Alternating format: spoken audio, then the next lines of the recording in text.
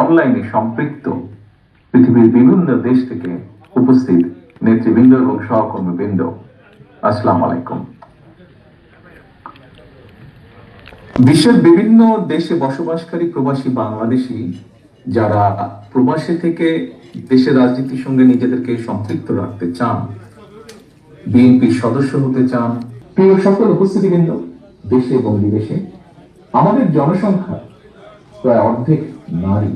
এইসব প্রবাসী বাংলাদেশিদের অনেকেই বিগত 1.5 দশকেরও বেশি সময় ধরে চলা বাংলাদেশের ফ্যাসিবাদের বিরোধী আন্দোলনে বিভিন্ন ভাবে যার যার অবস্থান থেকে অত্যন্ত সোচ্চার ভূমিকা রেখেছেন। নিবিড় যোগাযোগ বা প্রতিনিয়ত একটা যোগাযোগ আছে। ফলে প্রবাসীরা দূর প্রবাসে থাকলেও তাদের হৃদয় কিন্তু 24 ঘন্টার প্রতিটা মুহূর্তই বাংলাদেশ।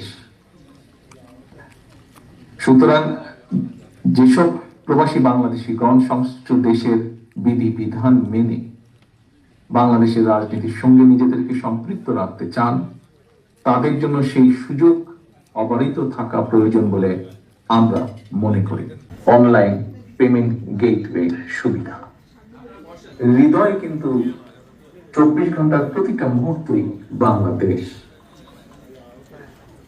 সুতরাং যেসব বিভিন্ন ভাবে যার যার অবস্থান থেকে অত্যন্ত সোচ্চার ভূমিকা রেখেছেন, দেশে গণতন্ত্র এবং মানবাধিকার প্রতিষ্ঠার আন্দোলনে সিদ্ধান্ত জানানোর পর নির্বাচন কমিশন যথাযথ এই নির্বাচনে অংশগ্রহণের লক্ষ্যে গণতান্ত্রিক অত্যন্ত গুরুত্বপূর্ণ।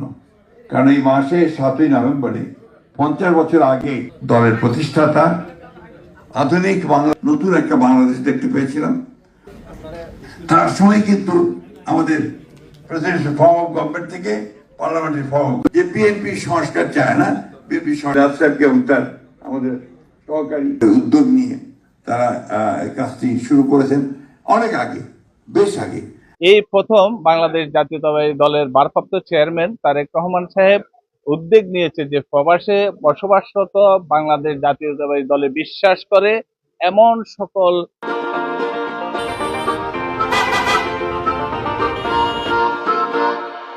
ব্যক্তিবর্গকে বিএনপির সদস্য পদ, অফিসিয়াল সদস্য পদ প্রদান করা হবে।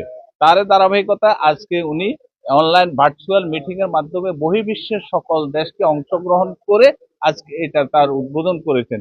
এটা অত্যন্ত চমৎকার এবং আগামী নির্বাচনের জন্য এটা একটা বড় ধরনের ফলপ্রসূ হবে। আমরা যে লিপিবদ্ধ ছিলাম বিএনপির অন্তরালে, সেখানে আসলে আমরা ওইভাবে হয়তো